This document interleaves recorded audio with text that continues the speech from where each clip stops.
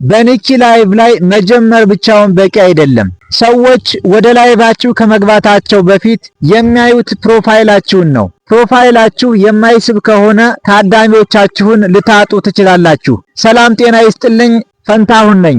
ዛሬ በኒኪ ላይቭ ላይ እንደ አዲስ ጀማሪ ስራችሁን ስትጀምሩ በመጀመሪያ ማድረግ ያለባችሁን አንድ አስፈላጊ ነገር እንመለከታለን። እሱም ፕሮፋይላችሁን በትክክል ማዘጋጀት ነው። የመጀመሪያው ጥራት ያለው የፕሮፋይል ፎቶ መጠቀም ነው። የፕሮፋይል ፎቶአችሁ ሰዎች ስለናንተ የሚያገኙት የመጀመሪያው ግንዛቤ ነው። ግልጽ፣ ብሩህና የሚስብ ፎቶ መጠቀም መቻል አለባችሁ። የደበዘዘ ወይም ደግሞ ጥራቱ ዝቅተኛ ፎቶ ከመጠቀም ተቆጠቡ። ሁለተኛው ባዮ ማዘጋጀት።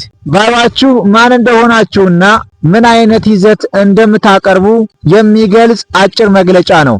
ለምሳሌ ሰላም፣ እኔ ሃና ነኝ።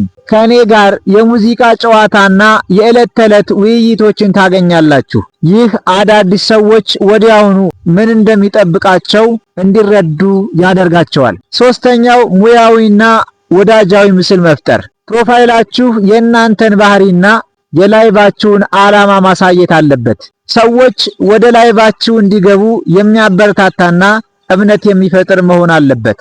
አራተኛው በቀጣይነት ማሻሻል። ታዳሚዎች እየጨመሩ ሲሄዱ ባዮአችሁን፣ ፎቶአችሁንና ሌሎች መረጃችሁን በየጊዜው አዘምኑ። በኒኪ ላይቭ ላይ ስኬት ለማግኘት የመጀመሪያው እርምጃ ጥሩ ፕሮፋይል መገንባት ነው።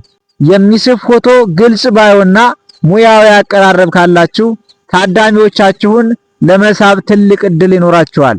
ቪዲዮውን ከወደዳችሁት ላይክ፣ ኮሜንት እና ሼር በማድረግ ለጓደኞቻችሁ አጋሩ። ስለ ኒኪ ላይቭ ተጨማሪ መረጃዎችን ለማግኘት ቻናሉን ሰብስክራይብ አድርጉ።